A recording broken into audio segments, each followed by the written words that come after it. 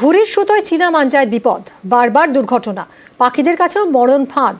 এবার তাই খড়দায় চীনা মাঞ্জা সাফাই অভিযান। উদ্যোগী 18 নম্বর ওয়ার্ডের তৃণমূল কাউন্সিলর।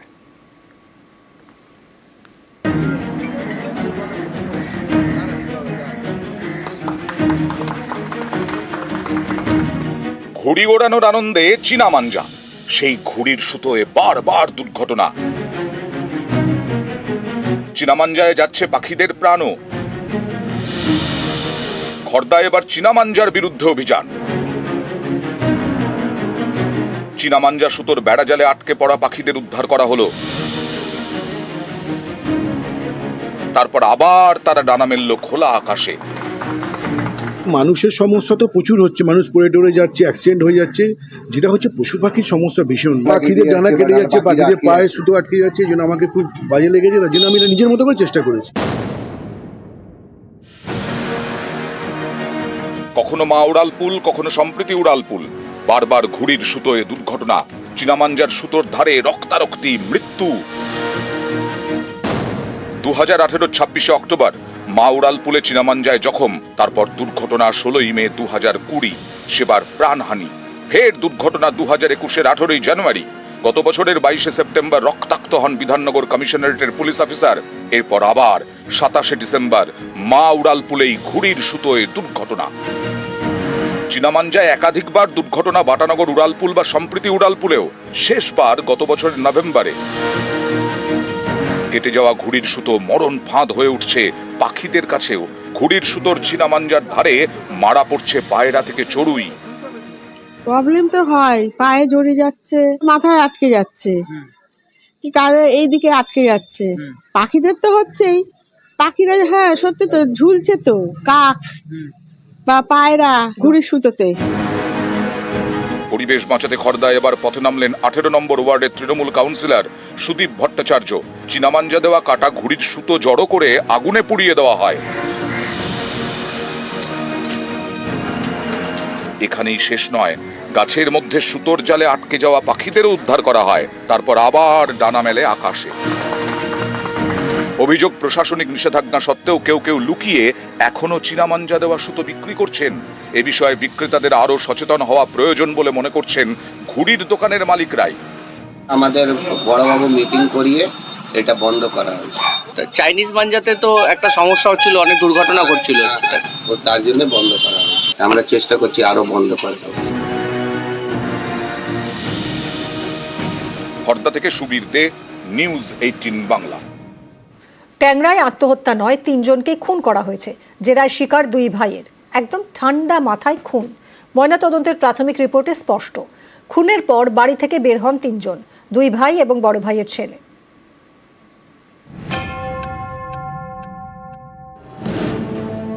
বাড়ির 3 ঘরে 3 জনের দেহ, নিহত 2 মহিলা এবং এক কিশোরী, সুদেশনা দে, রমি দে এবং রমির মেয়ে প্রিয়ংবদা। ময়নাতদন্তের রিপোর্টে স্পষ্ট, এটা আত্মহত্যা নয়, ঠান্ডা মাথায় খুন।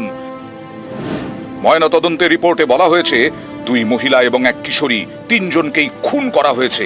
এর মধ্যে সুদেশনা এবং রমিকে একই কায়দায় খুন। দুজনেরই গলার নলি এবং 2 হাতের শিরা কেটে খুন করা হয়েছে। রমির মেয়ে প্রিয়ংবদার মৃত্যু হয়েছে বিষক্রিয়ায়। তদন্তে পুলিশ জানতে পেরেছে, প্রথমে 3 জনকে ঘুমের ওষুধ মেশানো পায়েস খাওয়ানো হয়, যাতে খুন করার সময় কেউ বাধা দিতে না পারেন। এই ঘুমের ওষুধ মেশানো পায়েস খেয়ে মারা যায় কিশোরী। বাড়ির 2 বউ সুদেশনা এবং রমি পায়েস খেয়ে জ্ঞান হারান। তখন তাদের গলার নলি কেটে এবং 2 হাতের শিরা কেটে খুন করা হয়। বুধবার রাতে এই ঘটনায় খুনের মামলা রুজু করে পুলিশ। মা হিসেবে কি চান যে না, আজকে ময়নাতদন্তের রিপোর্টে প্রাথমিকভাবে এসেছেও যে খুন করা হয়েছে মনে করা হচ্ছে, কি বাইরের লোক না থাকলে কিছু করে অন্ধকার করে বাইরের লোক বাইরের লোক, মানে এটা কার প্রতি কোনো সন্দেহ আছে যে এরা আনাগোনা?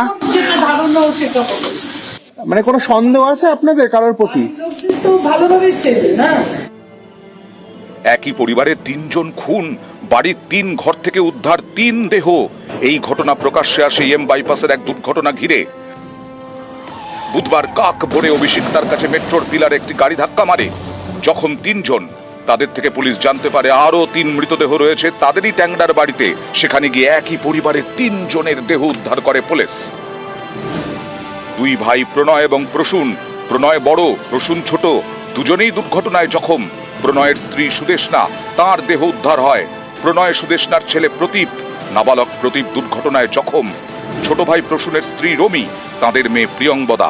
মা মেয়ে দুজনেরই দেহ উদ্ধার করে পুলিশ।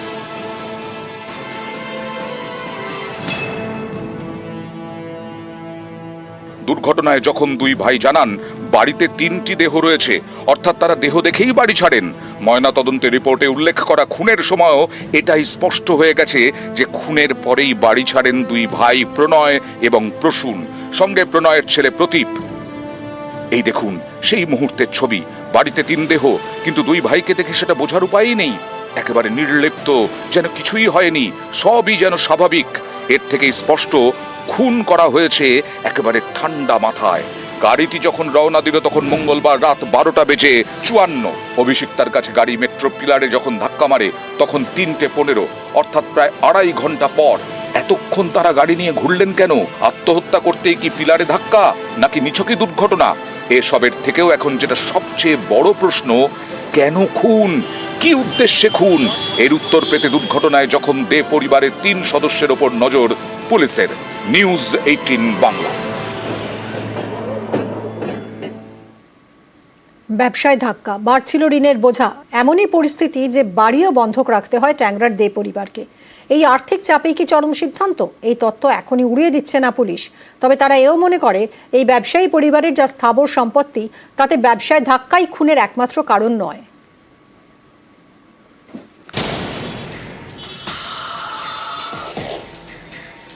বাইপাসে দুর্ঘটনা, 3 জন জখম, প্রণয় দে, প্রসূন দে এবং প্রদীপ দে।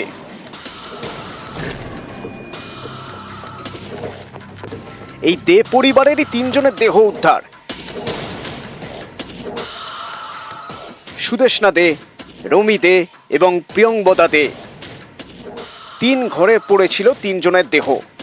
ট্যাংরার দে পরিবারের এই ঘটনায় পরতে পরতে রহস্য। ময়নাতদন্তের রিপোর্টে স্পষ্ট 3 জনকেই খুন করা হয়েছে, কিন্তু কেন? এ নিয়ে দে পরিবারের আর্থিক সংকটের তত্ত্ব উড়িয়ে দিচ্ছে না পুলিশ। দে পরিবারের এই বাড়ি ট্যাংরার শিল লেনের অটল সুর রোডে। তদন্তে পুলিশ জানতে পেরেছে দেনার দায়ে এই বাড়ি বন্ধক রাখে দে পরিবার। 6টি ব্যাংক এবং বেশ কয়েকটি বেসরকারি সংস্থা থেকে 2 ভাই ঋণ নেন। তাদের ঋণের পরিমাণ কয়েক কোটি টাকা। প্রণয় প্রসূন 2 ভাইয়ের চামড়ার গ্লাভস তৈরির কারবার। কোম্পানির নাম protective leather gloves private limited. বাড়ির কাছেই কারখানা।